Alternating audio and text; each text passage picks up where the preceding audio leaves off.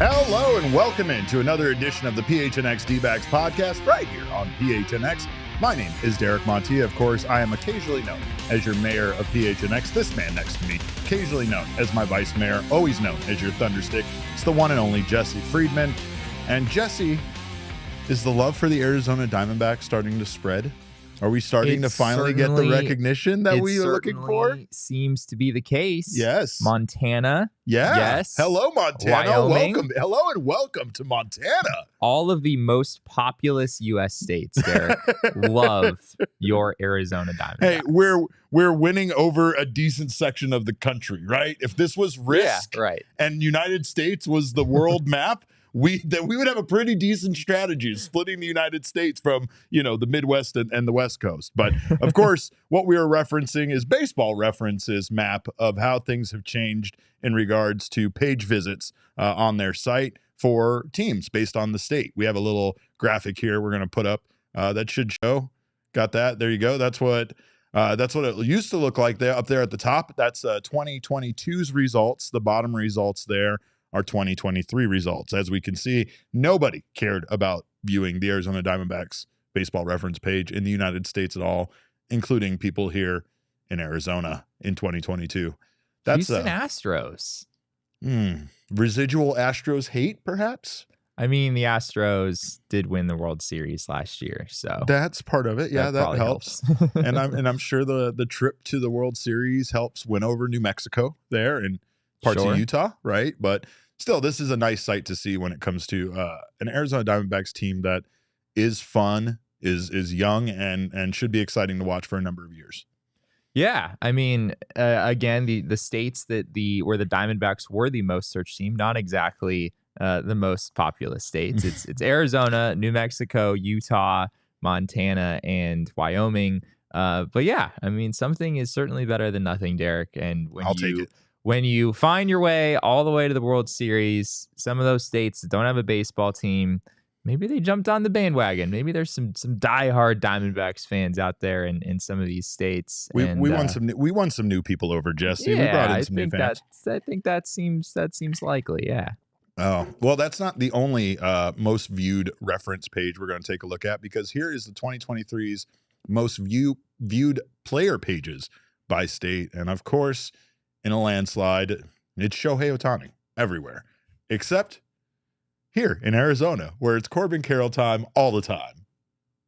Yeah, I mean, I actually think this is sort of impressive. Yeah. It feels like it shouldn't be that your star player, that plays for the team in that state is the most viewed player page in that state. But yes, Shohei Ohtani is literally the most viewed player page in a whole bunch of states that do have baseball teams. Like the state of Texas, it is still Shohei Ohtani. And they have multiple baseball teams there. Good ones, in fact. One that won the World Series, if I remember correctly, right? But yes. Yeah, I mean, Washington has a lock up there on Julio. Got Ronald Acuna Jr. There's a couple of places where the stars here are kind of the big name. I love Luis Ariz being so big up in the north. Well, you just know that Twins fans haven't let go, and they never will. Of all of the people keeping track of Luis Ariz, the road to a 400 batting average, Twins fans are all over that. That's for sure. Because mean, Pablo Lopez was fantastic this year, but when your former player, is potentially about to hit 400, that's kind of a big deal. Of course, it didn't wind up happening, but.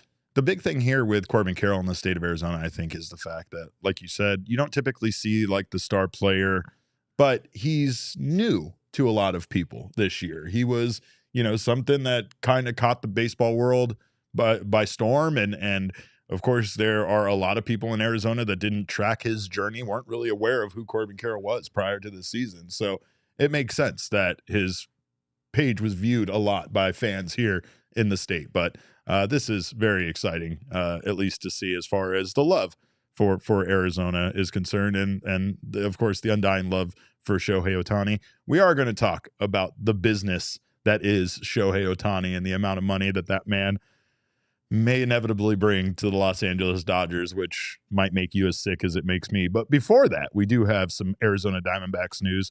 Per Kylie McDaniel from ESPN, the Diamondbacks have signed Ronaldo Hernandez to a minor league deal with a spring training invite. And Hernandez is a 26-year-old catcher in the minor league system that at one point was a top prospect in baseball. Not just part of the Tampa Bay Rays system, but one of the best prospects overall in baseball. And then was acquired by the Boston Red Sox and just kind of struggled in their system to ever find his way back to a major league kind of playing time. When you're a highly ranked prospect, or at least recently a highly ranked prospect, and the Tampa Bay Rays decide to deal you elsewhere, that's probably not a good sign. And they tend to keep those. They're just seem to be very good at figuring out which guys are going to stick and which guys won't. And yeah, he was a top 100 prospect back in 2019. If you look at the prospect rankings in 2019, a lot of people were very high on Ronaldo Hernandez. I went back and looked at the MLB pipeline, top 30 rankings for the Rays entering the 2019 season. He was their 6th ranked prospect, pretty high on their list. And you look at the scouting grades across the board from back then, a 50 hit tool, 55 power, 40 run, which of course is excusable for a catcher, 60 arm, 50 field. He was projected to be a pretty darn good major league player. And yeah, as you said, it hasn't really worked out for him with the Boston Red Sox. He did, I believe, make a couple of appearances on their major league roster, but he never actually got into an actual game. So he has no major league experience at this point. But he did put up, decent numbers in AAA this past year in the Red Sox system, a 242 average, 336 on base, 445 slugging percentage. Not great numbers, but okay. 17 homers, 70 RBIs down there in AAA. And he's been in AAA now for the last 3 seasons. That's where he spent the majority, or I guess in 2021, he spent the majority of his time in AA, made an appearance in AAA. And then the last 2 seasons, it's all been AAA for Ronaldo Hernandez. So yeah, kind of a depth piece here for the Diamondbacks. Not someone who I'm necessarily expecting to make the opening day roster or anything, but sure, we know the Diamondbacks wanted to add some depth in this regard, and I'm not sure that this necessarily checks that box entirely. I wouldn't be surprised if there's another move coming in that regard, but I guess it's more interesting to take a flyer on a guy like this who is at one point viewed as a very well-regarded prospect than, some other guy where the ceiling maybe isn't as high. I'm not sure if people really still think the ceiling is all that high with Ronaldo Hernandez, but, you never know what can happen with a change of scenery. So basically you're saying he is not the answer to back up Gabby Moreno at catcher? Probably not. Hopefully not. More likely, not. Right? Yeah, I don't think he is a major league quality catcher. That seems to be one of the primary criticisms there. So defensively, you're not getting a ton of value there. At least that's what the reports seem to say. And in AAA, those numbers I mentioned were good, but he had a 93 WRC plus. So when you factor in the run producing environment there, he's actually grades out as a slightly below average hitter. So, below average hitter in AAA, poor defensive skills, not exactly a guy I would expect to make the opening day roster. Quick ski to Connor, ski to you all, ski, of course, to Sexy Red more than anybody else. But glad to see you guys all here in the chat right now. We've been talking about potential targets for the Arizona Diamondbacks when it comes to free agency. We've also bounced around some ideas as far as trade candidates that the Diamondbacks could pursue. So I guess on the opposite end of the spectrum from Ronaldo Hernandez, as far as big names, Framber Valdez is suddenly a name that is popping up from the Houston Astros, that apparently the Astros are taking calls on him. I know before we even get into this that he is going to cost entirely too much for the Arizona Diamondbacks to probably be in on. You would even say that the cost might be astronomical. Wow. I had to do it. But should Mike Hazen pick up the phone and see what a deal for Framber might take. Let's take a look at his numbers from 2023 because he was very, very good. I guess I'm more confused here as to why the Houston Astros are taking calls on Framber Valdez. Now, obviously, they don't have to entertain any of the trade, and any of the trade potential trades. But I mean, wouldn't this kind of make a superstar kind of upset that the team's kind of shopping you around and stuff? If this information has become public, so obviously I'm sure it got back to Framber, right? But his numbers last year very good. 198 innings pitched, a 3.45 ERA, a 1.126 WHIP, a 24.8% strikeout rate or K rate, a 7.1% walk rate, and a 3.50 FIP. What are your thoughts, Jesse? This is the equivalent of the Diamondbacks shopping around Zach Gallen. Right. just so we're all clear on what's happening here. Right. With 2 years left on his deal. He's 2 years left on his deal. 30 years old. Their ERAs, their innings pitched, a lot of their numbers were actually very similar in 2023. They're both excellent starting pitchers. The Diamondbacks certainly are not looking to trade Zach Gallen. And I don't know that the Astros really are looking to trade Framber Valdez either. This seems like I heard Ken Rosenthal earlier this week saying that there was speculation that they might be interested in listening on trade offers for Valdez, but it doesn't sound like there's a whole lot there. I don't expect it to happen. I guess they're just sort of trying to get out in front of, 2 years left on the deal. If we're not planning on bringing him back, then maybe you'd want to trade him now and acquire an asset that would be with you for a longer period of time that would be more affordable. I'm assuming that's the line of thinking here. But yeah, Framber Valdez was really freaking good in 2023. He's been really good for a while. I guess this was a bit of a down year for him with the 3.45 ERA. He had a 2.82 in 2022. He also had an expected ERA this year of 4.33. which also kind of mirrors Zach Gallen. Zach Gallen's expected ERA on StatCast was in the low 4s, which is kind of an interesting side note. But I don't expect this to happen. Seems like kind of a crazy thing for a team like the Astros to do, especially after seeing the Texas Rangers do what they did in 2023. It seems like an odd time for the Astros to be moving on from arguably their best starting pitcher. So how does news like that come out if they're not actively shopping him? I mean, I'm not the one. Don't blame me for the news. I want to blame you for this. You're the investigative reporter here. But no, I'm serious. Like, obviously, I'm not saying that they are necessarily looking to part ways with him, but it doesn't feel like this kind of story doesn't become a story without there being something to it, right? And so, obviously, I'm sure that anonymously, maybe some GMs have said, told some journalists that, hey, we did talk to the Houston Astros about Framber Valdez, right? So, like, then that becomes kind of a story due to the fact that he isn't the guy you would think that the Houston Astros would move. And it does pique your curiosity a bit as to what Houston might be doing if that is a possibility, if that move is something that they could be pursuing. And if it is, I like I said, I know that the cost is going to be entirely too much, and I don't even know if I would want the Diamondbacks to consider it. But at this point, that's such an insane level of talent to add to the starting rotation that it would be hard not to consider it. It would be hard not to start looking at some of your trade assets and wondering exactly what it would take to get somebody like Valdez. Valdez in 2023, this is interesting. He had a 9 ERA in the postseason. He was 0-3 with a 9 ERA in the playoffs. So, maybe the Astros just kind of see him regressing a little bit moving forward, and they'd just rather have that happen with another team. Looking at the reporting that's been done here, though, I still don't really see anything super concrete that the Astros are looking to make a move here. With the Diamondbacks, it would be a fascinating choice a fascinating decision if they did go all in on Framber Valdez, because they already have 2 other very good starting pitchers who are slated to become free agents in 2 seasons. So that would make the 2025-2026 offseason especially gut-wrenching if you're a D-backs fan. Yeah. You're losing Zach Gallen, Merrill Kelly, and Framber Valdez in one offseason. I don't know if an organization would want to put themselves in position to have that much talent, slated to leave all in the same year. Not to say, I guess the D-backs could bring maybe one of those guys back. If they bring 2 World Series titles home in that time, that's true. I'll overlook it. That's kind of what you'd be banking on. That's what you'd be hoping for. It would be out of all of the moves you could imagine, that would be like, let's go all in on the Diamondbacks over the next 2 seasons. Like trading the farm for Framber Valdez. It's about as high on the list as I could possibly imagine. Well, I did have on the rundown here that I was next going to throw shade at people that did last minute holiday shopping, but it mysteriously disappeared off of the rundown. And I don't know how that happened. Jesse, can you explain yourself when it comes to that?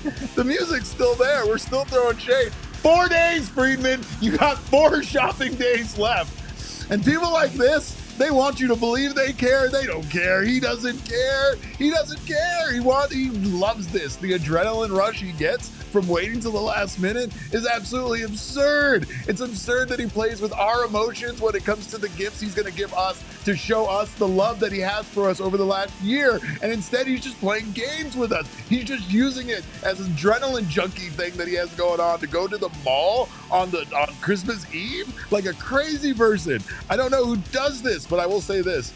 An easy fix to this would be stopping by Shady Rays, because they do have an in-town location right here at Kierland Commons, and getting your loved ones Shady Rays. That would be a well-thought-out gift, even if you're buying it last minute. What's not well thought out? What's that? Is you throwing shade without wearing your Shady Rays. No, you're right. That's why this wasn't unacceptable. I wasn't fully committed to the bid here, because you removed it. You removed it from the rundown very cleverly. He's a smart lad. Let's be real here, Derek. I take enough flack on this show as it is for my procrastination when it comes to Christmas shopping. It's in every ad read. It's in the notes for every ad read. It's part of our scheduled programming on this show. So that's true. Maybe I didn't feel it was necessary. That's fine. But I'll give you a tip, though.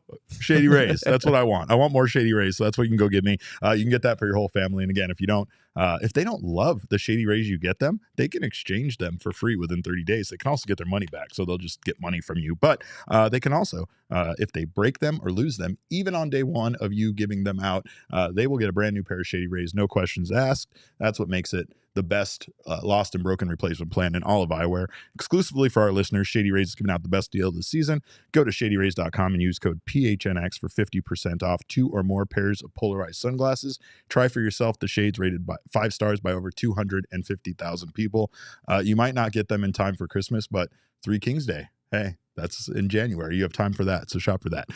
We also have some Arizona lottery tickets that could help make this shopping season a little bit easier on us, because not only do they make great gifts and great stocking stuffers, but I'm going to scratch one right now and I could win up to $20,000. So that'll definitely make my holiday shopping. Could win up to $20,000. See what he keeps doing? He keeps doing that. Yeah, like this is split, and I will tell you guys. What are you? Who are you? Yeah, it's not Jacob. Is not. He's going to come in and want some of my money. Fine, I won't split the money that I won.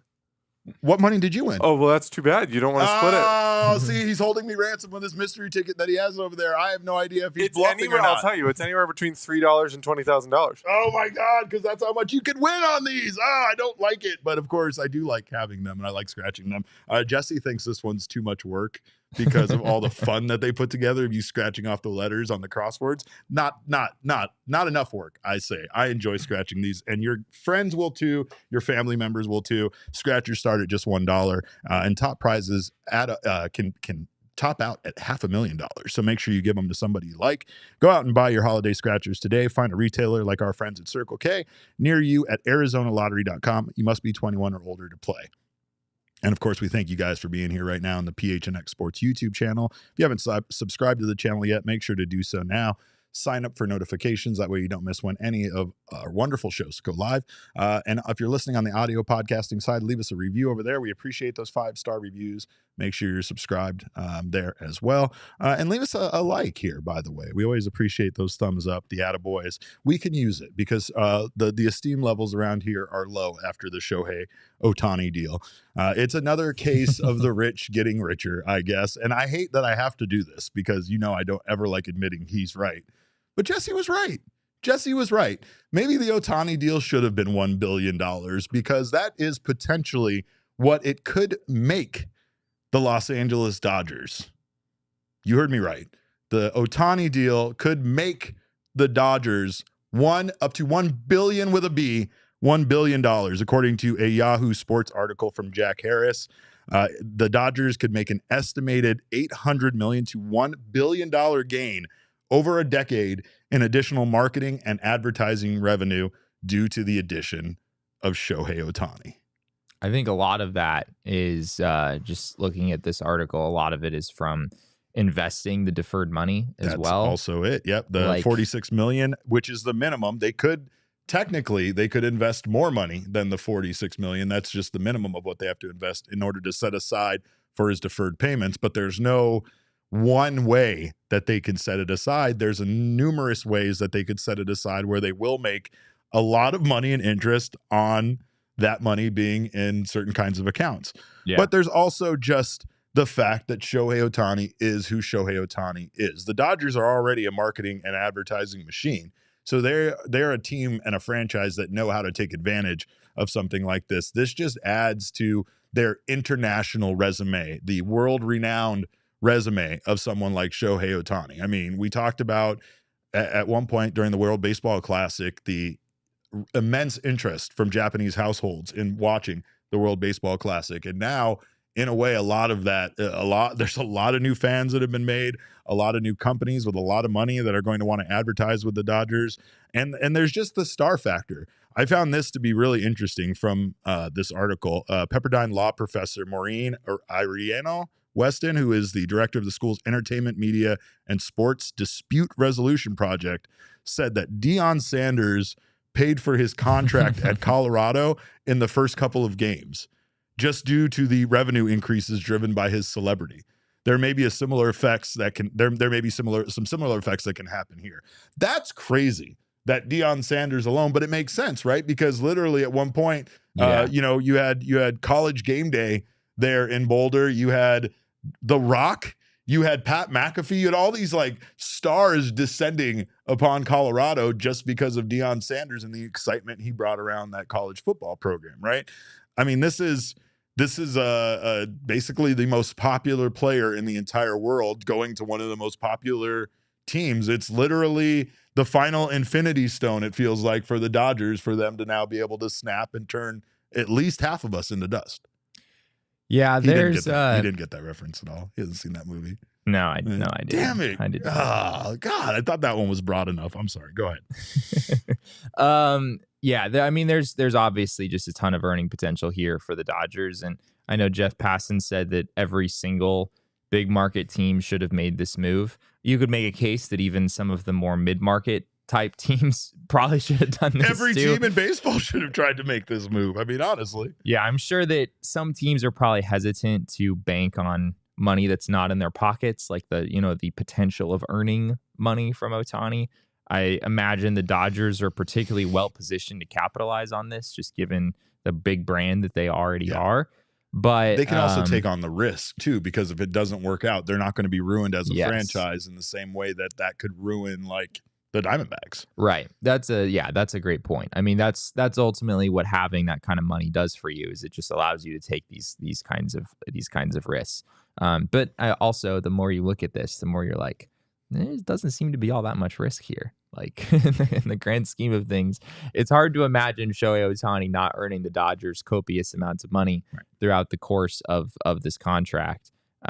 So yeah, it's, it continues to be baffling to me that this is the deal that was ultimately agreed upon. I said it at the time, $700 million over 10 years. When you first saw the figure, it was like, man, this is crazy. That's $70 million per year. And then you find out about the deferrals, and it quickly becomes clear that this was a below market evaluation of Shohei Ohtani. And it sounds like there was a bit of a bidding war happening, where teams involved in the Ohtani sweepstakes were, talking about $500 million, talking about $600 million of actual money that was not deferred, or at least not deferred to this extent. And Ohtani's camp came back to all of the teams and said that, this is what we want to do. We want to do $700 million, but we want to defer over 97% of it, which Andrew Friedman of the Dodgers said that he would never have had the guts to ask this of anyone. No. This was not his idea. No. This was Ohtani's idea. That's a crazy ask because of the benefit to the ball club itself, right? Yeah. Like that would be viewed as such a selfish move.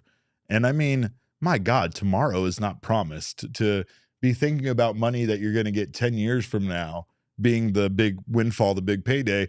Like the only reason why it makes all the sense in the world to Ohtani is because the man already receives a ridiculous amount of money from endorsement deals. Yeah. That's more than enough for him to live comfortably on for the next 10 years. And now his future as a human being is secured for the rest of his life with those $68 million deferral payments for 10 years that's going to come after that point. He can literally do whatever he wants. You know what I mean? He's going to make plenty of money off of his endorsement deals anyways. Yeah, exactly. Exactly. Like, and I mean, they're only going to go up, right? Like the endorsement deals are only going to go up being in the advantageous position. Like he's still in Los Angeles, so it's not like it's changing much. He had the same deals, but again, it's the Dodgers. So just based on the connections the Dodgers have and their ability to market players, there's a good chance that he's going to make even more money than he's currently making. Yeah, probably. I mean, I think the estimate in this LA Times story is that he's at $50 million in endorsement deals. And yeah, you can per year. A year? You can understand why, from Ohtani's perspective, he was willing to do this because let's face it, Ohtani's going to be all right. He was going to be all right whether he took $700 million or $900 million or $100 million. It doesn't really matter. Like the guy is good financially. That's clearly never going to be an issue for him throughout his life. Not only him, but his children and his children's children and so on and so forth. But at the same time, there is still this element of it's just hard for me to believe that there wasn't more negotiation to be had here. That, you know, it sounds like every team, with the exception of the Angels, of course, were willing to do this deal. It wasn't that the Dodgers said yes and all the other teams said no. The Angels did not want to do it. I imagine Ohtani just chose the Dodgers. It sounds like he just chose the Dodgers over the other teams. But it seems like this negotiation process could have dragged on and you know, potentially teams could have put in more money and required the Dodgers or whomever the ultimate destination for Ohtani to require that team to spend a little bit more, because yeah, the more that I look at this, the more I'm like, this is just an utter steal. I mean, this is, I hate it so much. Is just, and again, it's not that Major League Baseball should have stepped in and prevented this. Yeah. Ohtani knowingly signed a below average contract. You can't really make that illegal if you're Major League Baseball. He's still making $700 million. But I mean, the argument against it is that it purposefully circumvents the competitive balance tax. The competitive balance tax is there for what? Competitive balance is what it's there for. And instead, they're circumventing it by deferring 98% of the deal to future payments that aren't technically, I mean, I do know the $46 million is still hit against their payroll, right? But not the full $70 million a year. If it was $2 million, if the competitive balance hit was $2 million, that would be a serious pitchfork problem. in hand right now. Yeah, I would have pitchfork in hand. That would be, yes. You need to storm into the commissioner's office and you know, make this but right. Still, the fact that they can essentially like get out of half of it, almost half of it. But again, it's not, in my mind, they're not really circumventing it. Ohtani's just walking away from money, and he's cool with it.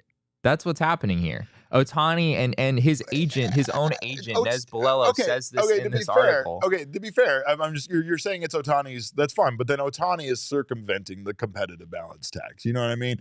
But is it really circumventing if the competitive balance tax is just a reflection of the present day value of the contract? Because the present day value is $460 million.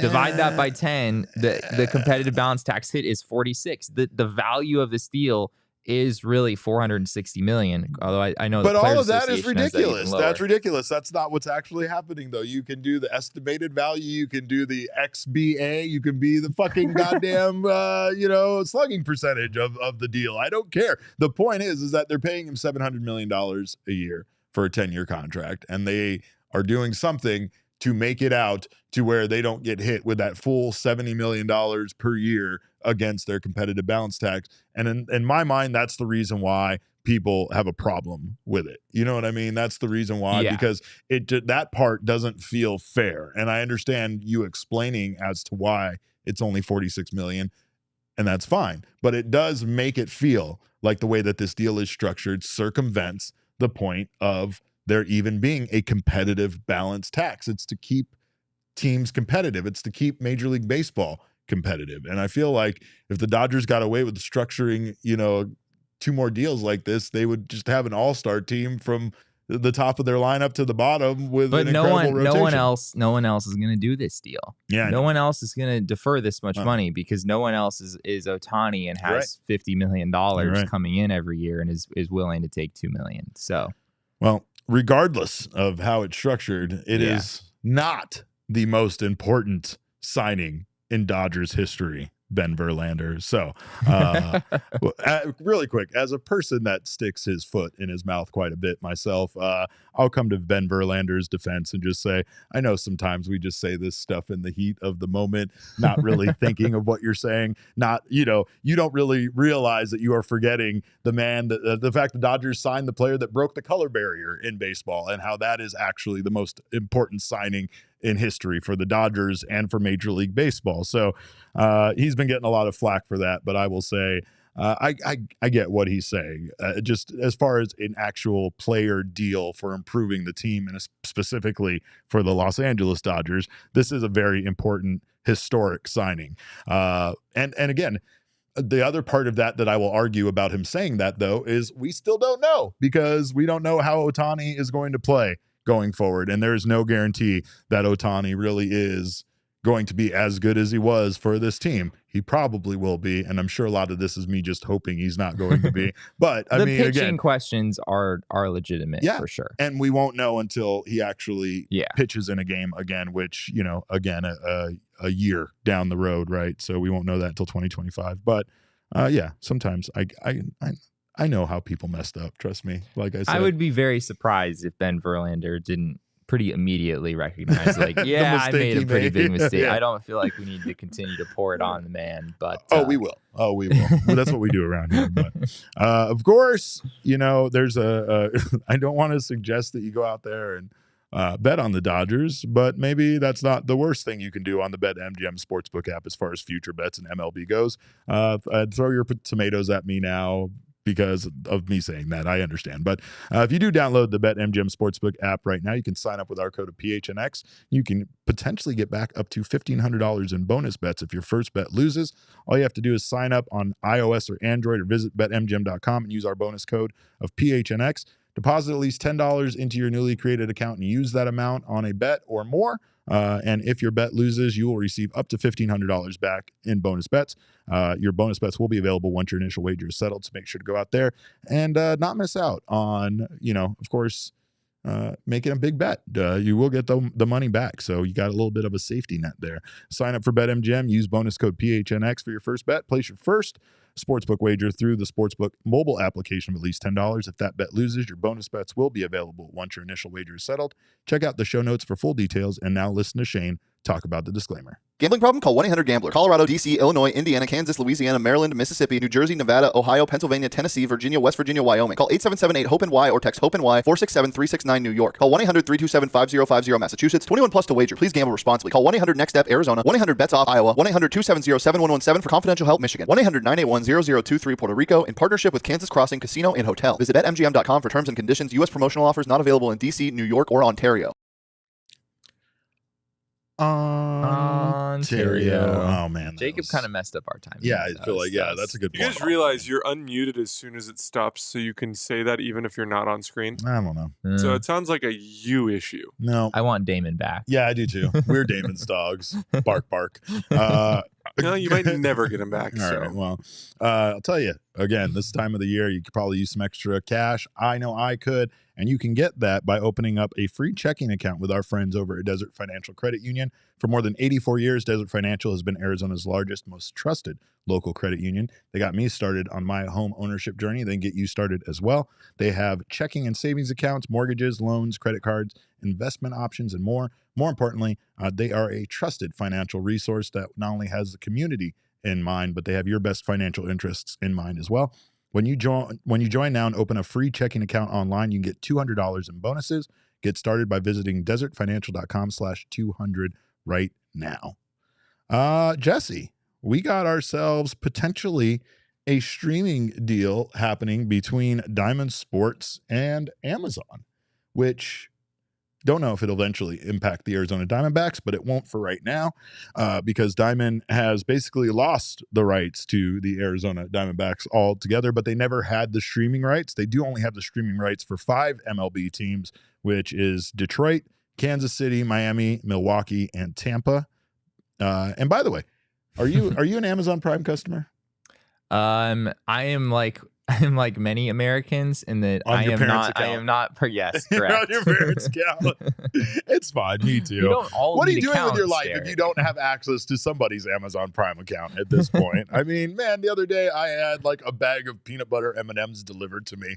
Why? Because I wanted them, and it was just that easy. Was I willing to wait until tomorrow to get them? Yes, I was. Were they melted? Yes, I live in Arizona, but. Regardless, that's the beauty of having an Amazon You ordered Prime. peanut M&Ms from Amazon? Jesse, I will literally order anything I'm in the mood for right now. As a matter of fact, I ordered my daughter a while ago one of those gingerbread house kits, and I just got the notification today that it will be delivered on December 28th, which kind of misses the holiday season just a little bit, so it doesn't always work out. But there's this could definitely help Diamond Sports with their current bankruptcy process, just as far as I guess getting rid of some of those final assets. It seems like this deal would need to be approved by the bankruptcy court, even if Diamond and Amazon do reach an agreement. But it would see Amazon invest in Diamond with a goal of eventually acquiring the streaming rights for teams completely to Amazon on those broadcasts. We know Amazon has been trying to break into the sports broadcasting game. Diamond would continue to operate the cable networks they own for those teams, and the streaming rights would be transferred over to Amazon.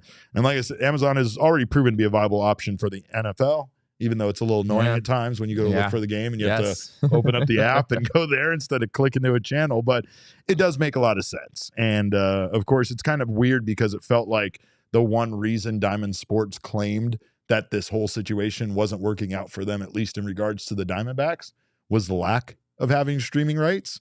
And now here they are potentially giving up those streaming rights that the ones they have left to Amazon. Feels like this is just the final days of a company trying to sell off individual assets and get themselves out of the financial hole that they're currently in.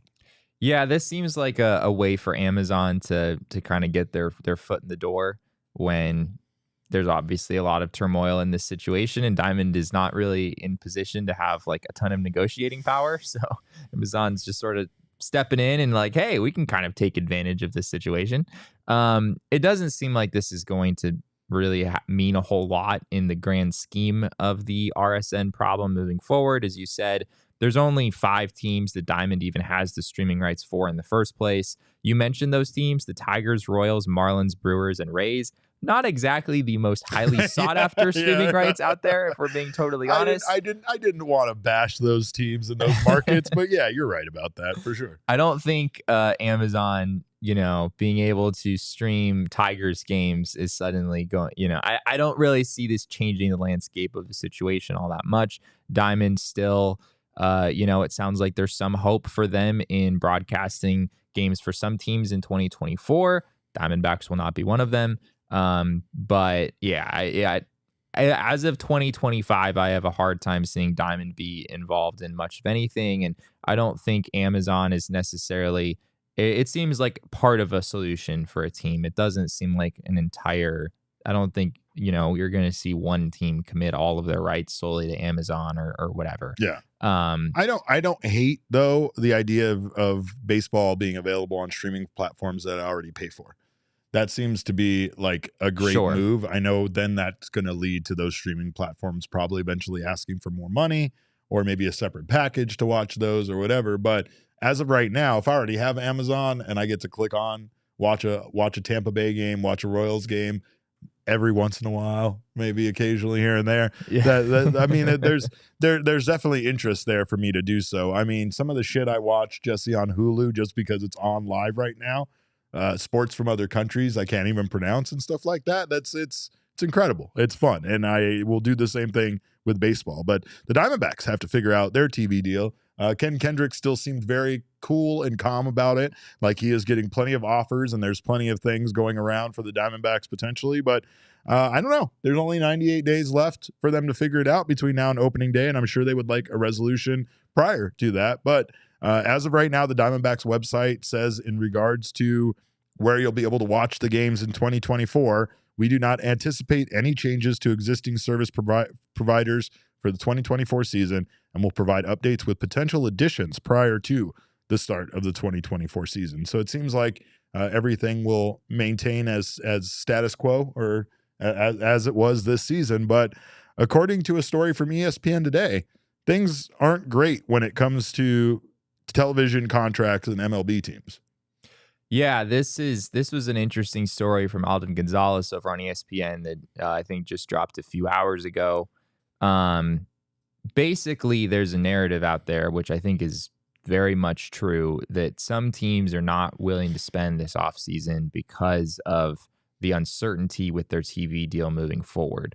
And Alden spoke with a number of different sources over the course of the story, and it seems like some people have a concern that these issues are making the difference between the haves and the have-nots even greater than it was before, right? You have some teams that have these massive TV deals that are very secure, and then you have some teams that are, we're not like the big market team in the first place, that have a lot of uncertainty moving forward. And it's just, those teams are the ones who are feeling the effects of this more than anyone else. So yeah, in a lot of ways, the Diamondbacks are the team kind of bucking the trend here. Yeah. Like the Diamondbacks are the team that does have some TV uncertainty moving forward, but actually is one of the top spenders. The Kansas City Royals are another team like that. They've made a number of free agent signings, even though there's some uncertainty with them. I think they're currently slated to be with Bally in 2024 as of right now. I feel like the Royals have made the moves that were like every underlying low-key move we wanted the Diamondbacks to make. And I actually applaud what they're doing, because I think... You wanted Hunter Renfroe? Yes, he absolutely. was at the top of your list. No. What I mean is I mean that I feel like the Royals they're not spending a ton of money on one particular player, but they are spending a lot of money around the league, and they're acquiring themselves a lot of guys that we've said, like getting both Michael Wacha and Seth Lugo, right? Like those are some pretty good moves, right? Yeah. And honestly, I think it improves their team quite a bit without those names being the big names that a lot of people maybe outside of baseball fans know, but their numbers last season at least were really good, and they could definitely improve that team. So I don't know, though. I think this proves in my mind, and I might be going too far with this, but that when Ken Kendrick says that the team really does reinvest the money they make back into the team, when Kendrick says he doesn't really make a dime off of this team, and any money they do make does go back to trying to improve it, I feel like we saw that this offseason, right? Because it was a lot more money than we thought that they were going to spend. They did say they were going to spend a lot of money. It wasn't just lip service. They are the third biggest spender in free agency this offseason. They've also made, a savvy trade with the Mariners. They've done a couple of other things that continue to improve a team that made it all the way to the World Series last year. So it's interesting because, this story, and I don't know if you said this part, but the high-ranking executive in baseball told ESPN's Alden Gonzalez that these contract issues make the demarcation between the haves and the have-nots even greater. Even greater, right? Yeah. And like that's the biggest problem right now, and that goes back to the Shohei Ohtani deal and the reason why people have an issue with the fact that they're not getting hit with the competitive balance tax for the full amount that they're essentially paying the man, is because that's a team that doesn't even need, to maneuver around things, and they did, thus giving them that much more flexibility to improve their team, giving them that big of a greater, advantage in the National League West, right? So like it's not great, and I do applaud the Diamondbacks for, even though their future being murky right now when it comes to the television deal, that they're just plugging along, trying to do everything they can to make this team as good as possible and win now while they have a very, very talented, valuable young core. Yeah, and I think it's important to point out that like player agents and people from the players union do not buy into this. The idea that teams, cannot spend money because of the uncertainty with these TV deals moving forward. I think there's a greater sense in the industry that this is a short-term problem. that there will be a greater solution and teams will be just fine in the long term here. And that 2024 is just going to be a little weird as teams try to navigate this. There's a lot of uncertainty with the Bally teams that I mentioned earlier. I think there's 11 teams that theoretically are still with Bally, with Diamond Sports Group, I guess I should say, going into 2024. But yeah, there are people who are not buying into this. I think of the Seattle Mariners, the team that has TV uncertainty moving forward. They're just not. I mean, they've traded off a number of pieces, right? Including Eugenio Suarez to the Diamondbacks. That fan base is not at all happy with what is going on. Correct. And you can understand why. It very much seems like if you're the Mariners, you just have to know that in the long term, you're going to be okay, even though there's some uncertainty right now. And you just need your ownership group to step up and kind of be willing to bridge the gap from, the uncertainty that was once there to the certainty that, will probably come within not all that much time. And there are a number of ownership groups that so far it appears have not been willing to do that. Well, it'll be fun to see how this plays out. And when I see fun, I mean absolutely terrifying, especially for the Arizona Diamondbacks. But we should mention for the D-backs, they do have a lot of postseason money. Like that is a very big point of distinction between like the D-backs and a team like the Mariners, right? The D-backs just made, we don't know exactly how much it is. It's probably north of $20 million just because they were in the postseason. So that is helping them. That is helping them a lot in this situation. We know how much money they had in player shares to give out to everybody, and that was a lot of money. And that's nothing compared to the television revenue that the teams split, especially the teams that made it all the way to the World Series. So good stuff for the Diamondbacks. And yeah, in regards to income, they're okay for right now. That's what's allowing them, I'm sure, to spend the way they are this offseason. Yeah. But if a TV deal isn't made in 2024 and this kind of stretches out to 2025, it could impact the way that this team manages the roster going forward. But I will say a great way to manage your thirst, manage your day is stop by Circle K, get a great start there. Right now, they have gas prices are going up. Did you notice that gas prices already going up? It's still way better than it was. It still was way better than it was, but I'll give you 2 ways for you to combat those high gas prices. You can sign up at Circle K for their Easy Pay option, which gives you a card and it instantly takes 10 cents off per gallon. Gives you kind of like an account that's tied to your bank account, allows you to pay for gas, also gives you the security of having that only be used for gas. So sometimes, we want to make sure we're as secure as possible. And also, you can sign up for their Inner Circle membership program for free by downloading the Circle K app today.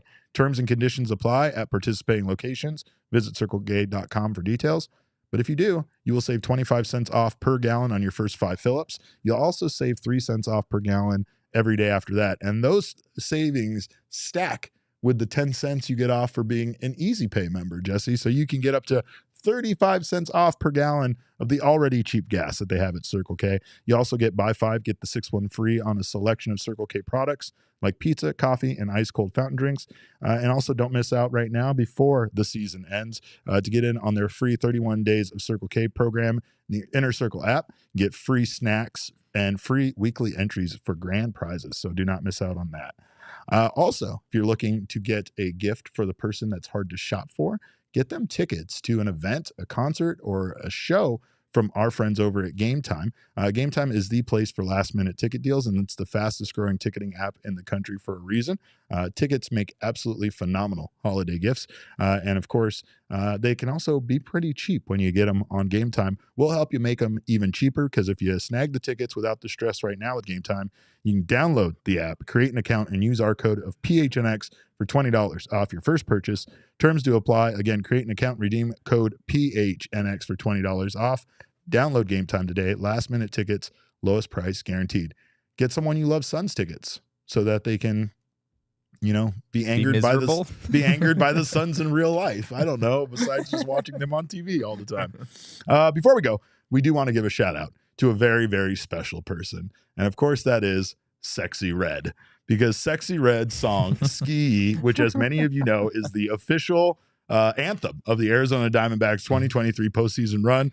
They did have that. That was a very prominent fixture. It was a of fixture. The Diamondbacks it's a fixture of the postseason show. Celebrations. Now, then, and forever. Forever stuck in my head, Ski, for sure. It was named Rap Song of the Year by Rolling Stone, which has infuriated a lot of people, but not us, because we love you, Sexy Red, and we love Ski. So, of course, that only puts the icing on the cake. That was 2023 for us. So that's a very exciting thing. And we want to give a shout out to our songstress, the one and only legend, Sexy Red.